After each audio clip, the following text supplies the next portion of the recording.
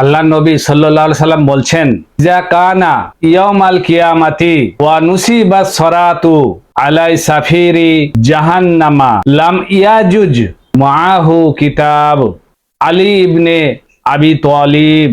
বলছেন, যখন কিয়ামত উপস্থিত হবে এবং জাহান্নামের অগ্নিপার্শ্বে পুল সিরাত টাঙানো হবে, তখন শুধু কেবল যার সঙ্গে আলীর পত্র থাকবে, চিঠি থাকবে, সে ছাড়া তা পার হবার অনুমতি থাকবে না।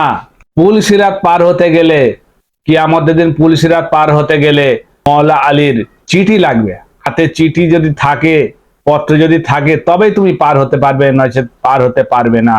কে বলছেন? আমাদের প্রিয় নবী সাল্লাল্লাহু আলাইহি সাল্লাম। এই মওলা আলীর ফজিলত।